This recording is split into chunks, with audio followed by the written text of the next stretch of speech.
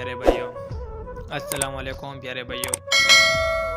مریم 5 بھائیوں کی اکلوتی بہن ہونے کی وجہ سے گھر میں سب کو بہت لاڈلی تھی۔ ماں باپ، بہن، بھائی سب ہی اسے بہت پیار کرتے تھے، اس لیے مریم کو بولنے سے پہلے اس کی ہر خواہش پوری ہو جاتی تھی۔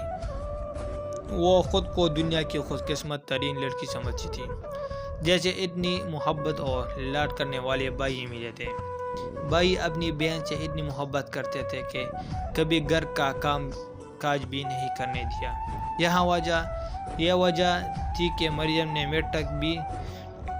میٹرک کے بعد کالج میں داخلہ نہ لیا اور سارا دن گھر میں ہی فارغ رہتی اور سہیلیوں کے ساتھ ہی موج مستی میں دن گزارتی جا رہی تھی۔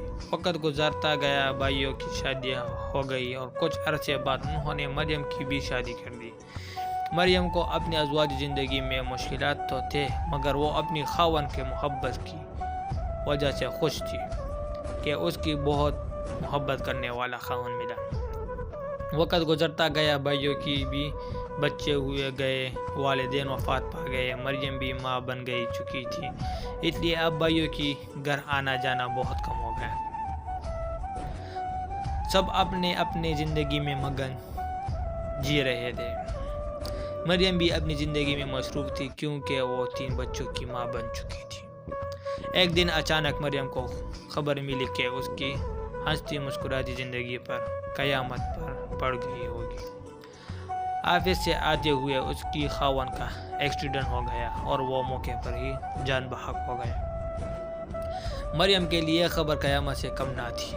4 دن سب لوگ آئے، تسلی دی اور پھر آنا جانا بند ہو گیا۔ مریم نے اپنی سسرال میں اپنے بچوں کے ساتھ بہت مشکل زندگی گزار رہی تھی۔ اب تو اس کی سسرال والوں کی رویہ بھی مریم کے ساتھ بہت سخت ہو گیا تھا۔ بات پر لڑنا جھگڑنا ان کا معمول بن چکا تھا۔ آخر کار مریم نے فیصلہ کیا کہ وہ اپنی بچوں کو لے کر اپنی بھائیوں کے گھر چلے جائے گی، مگر اب وقت بدل گیا تھا۔ بھائیوں کی کندھوں پر بھی اب ذمہ داریاں اور اولاد کا بوجھ تھا۔ وہ مریم کو پیار تو کرتے تھے، مگر اب وہ پہلا جیسا کچھ نہ تھا۔ وقت فوقت مریم کو بھائیوں کی رویوں سے بھی شدید مایوسی کا سامنا کرنا پڑا۔ تنگ آ کر مریم نے فیصلہ کیا کہ وہ اپنی سسرال واپس چلی جائے گی۔ یہاں بھائیوں کی گھر رہ کر وہ اپنی بچوں کی تربیت ٹھیک طرح سے نہیں کر سکی تھی، کیونکہ بچے بھی پرائے گھروں میں احساس کمتری کا شکار تھے۔ سسرال واپس جانے کے بعد سسر نے والوں نے مریم کو الگ کر دیا اور اس کے حصے میں جو چھوٹا سا حصہ آتا تھا اسے دیا کہ تم اپنی زندگی اپنی مرضی سے گزارو۔ چھوٹے 3 بچوں کے ساتھ مریم کا اس گھر میں رہنا اور پھر اس گھر کو چلنے کے لیے پیسے کا بندوبست کرنا، یہ سب کرنا بہت مشکل تھا، کیونکہ مریم نہ تو زیادہ پڑھی لکھی تھی کہ کوئی جاب کر سکی اور نہ ہی اس نے کوئی کام سیکھا تھا جس سے وہ محبت کر کے اپنی اور اپنی بچوں کا پیٹ پال سکے۔